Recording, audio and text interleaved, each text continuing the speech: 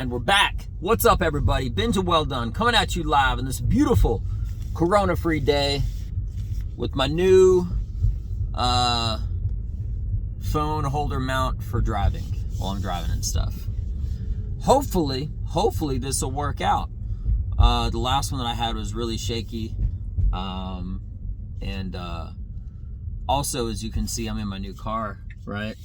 And the lighting is different. They don't have like a light. You know how you can like pull down the when you're driving, how you have that little front hood visor, and it has like a what's it called, a couple light bulbs that you can sort of see yourself in, like if a girl is gonna be putting on makeup or something like that, or a guy just wants to check himself out. That's a reality, you know. But anyway, yeah, it has that, but it doesn't have the let me see. I don't think it does. Oh shit, it does. Look at that. Oh shit, it does have a... Oh. Well, that just changed things. This looks legit, bro. Looks professional. You can see me better. You can see my steering wheel looking all good. I'm just saying, you know, I don't look bad, but whatever.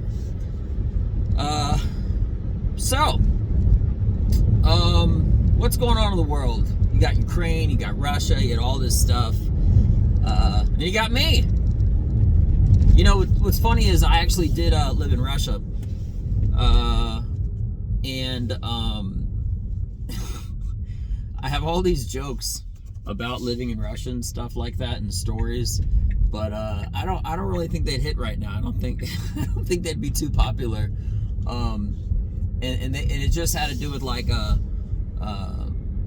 going to school there in college and like you know, just different things and stuff. But yeah, I was thinking about today if somebody... Okay, so here's something that happened one time when I was in Russia. I was speaking English, and there was this Russian guy. Like, the joke is basically that, like, I look so Russian that anytime I spoke English, people thought that I was just a Russian that spoke like really, really like amazing, perfect English, right? So when I was living in Russia, one time I was talking to a friend of mine, a Russian dude, in English, giving him like a translation of how you would say something correctly because he was asking me. And we were like at a bar, a restaurant, and all of a sudden this Russian dude just like kind of like taps me on my shoulder, and he was like, "Hey dude, your freaking English is unreal. It's crazy, dude." And he was like, "So how long have you been working on it?" I was like, "Bro, it seems like it's been forever. I'm just super talented." I didn't tell him that I could already speak English, but whatever. Anyway, but yeah, I love being able to drive around and do these videos, because it's a great way of kind of like clearing my thoughts and thinking about less, and just you know, drawing conclusions with kind of an open mind, kind of a thing, you know.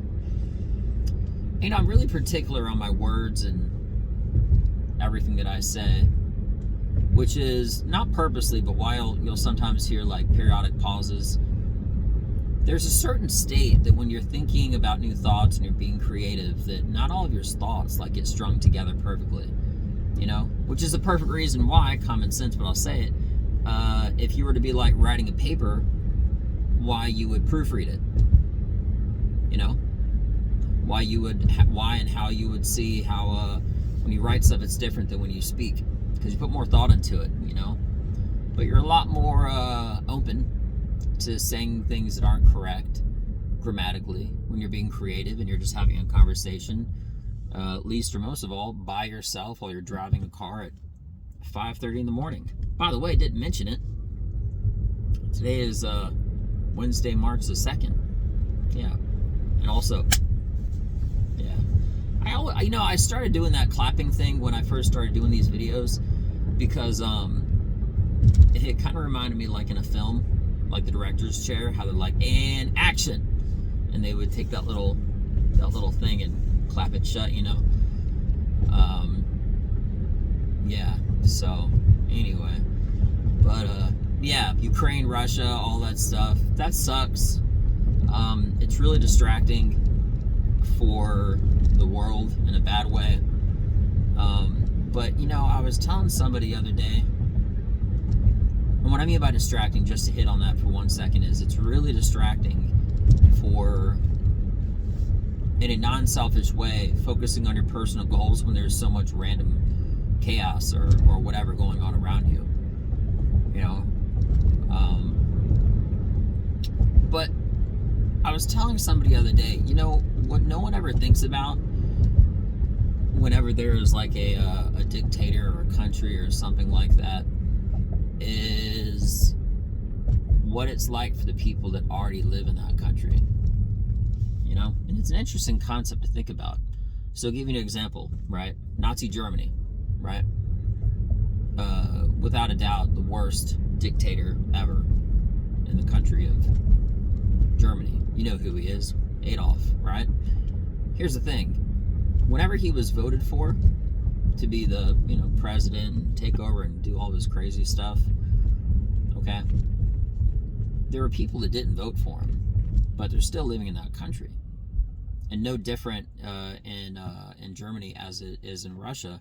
There's a lot of people that didn't vote for Vladimir that didn't support him before he was elected. You know, it's just it's fascinating, but it's also, it's a weird thing because everybody thinks about Cuba as having like a dictator, right? But nobody thinks about the people in Cuba. It's not like they support him. They don't even have like elections. You know what I mean? Like, and if they did or do or whatever, it's not like it's gonna be fair and unbiased. So I'm not being too political, but I'm just trying to say there's two sides of the story, and both sides of the story can actually be agreeing with each other. You know, there's certain countries like again, not being political, I'm just talking out loud, like China and whatnot, and you know, if you protest or whatever against your country, maybe you'll go to jail. America doesn't really, I feel at least, that America doesn't really take that into consideration, because not on one channel, radio advertisement, conversation on a passerby, somebody just making a comment, does anybody ever think about the people of Russia or Cuba or wherever, okay? And how even before this conflict had happened, there's people in that country that didn't support him, still don't support him, and before and after this, they're still going to have this guy, fill in the blank, whatever country or leader or whatever it might be, as their leader. It's a strange thing, you know. It really is, if you think about it. That the people, the masses, get a stereotype from any country if they have a horrible dictator, right? Of any country. I'm just saying in general, doesn't matter what. That the whole country is like that. That is why people living in Germany can be so offended when they're compared to someone such as Adolf, because, again, dictator, he wasn't necessarily the voice of the people. He was the voice of a really bad guy. Really, really bad guy. And yeah, I'm getting a little too political, a little too serious. Keeping things light and friendly. But it doesn't change the fact that whenever a country has a dictator or something like that, and you know, whatever the circumstance, look at everybody in North Korea. Look at everybody in China. I'm not saying everybody, like 100%. I'm sure there's people that support their leader, but these are countries that, you know, they don't have the similarities to have a different leader. They don't have the right to protest, the right of free speech, and it's awful what's going on, but it's awful for both sides. It's also awful for Russia. Okay, And I don't mean the ones that support, I mean the ones that don't support, because the ones that don't support, in a lot of ways, they don't even have a voice. You know? Now, I know quite a bit about the Russian political system and stuff like that, but to say the very least, there are certain countries which, like America, for example, which has a presidential system to where you can be elected for 2 terms maximum. Well, once in a while, you got a country who doesn't like that. They want to keep being rulers, so they make a law that they can be in there longer. That is when you head into a dictator-style regime. You know, because even if you have democracy and got a crazy leader, you know, after 4, 8 years, or however long the maximum duration is, if they're voted out, they hit their term limit. You know? And certain countries don't have that. And if they don't, that's when it becomes like a, you know, it's like they're basically like a king, an elected king. You know, it's a crazy thing, and I really don't want to get into it. And I do think it is very distracting. And I say that in the most loving possible way. Okay, no, I'm not saying it in an insensitive way at all. I'm just saying there's so much going on with the world. Again, trying not to be political, but just saying in general.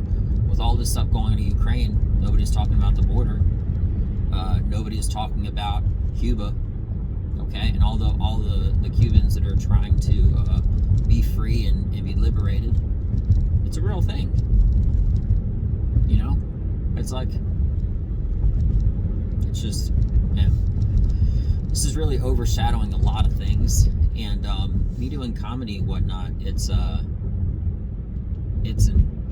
strange and interesting era and moment right now, because I'm trying to get people to laugh and get deep into their thoughts and share my thoughts with others, all in a fun way, and have them laugh, ultimately, loud, uniquely, and consecutively, and consistently, while all this craziness is going on. So that's what I mean. It's really distracting. You know, I mean, if you're sitting down at your dinner table and your wife just got home, or your girlfriend or boyfriend or whatever, and you want to know how their day was, okay, maybe you're thinking about all this stuff going on in Ukraine, which is justified. I get it, but it also causes neglect in other areas. Just like anything, if you're gonna do something, maybe have balance. I get that, right? I'm just sort of like speaking from inside.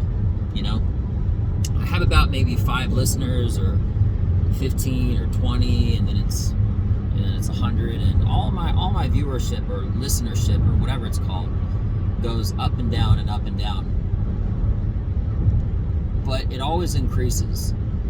It increases over the long term, and I think that's the reality is that people know the truth when they hear it, and that's pretty much what all my comedy is about. It's about me opening up, maybe getting others to open up about themselves, and discussing and getting them to laugh about things that are already pre-existing, but maybe they're just deep, like layered underneath other things of everybody's daily lives that they don't think about. You know, that to me is the highest form of comedy, is when it's not an easy laugh.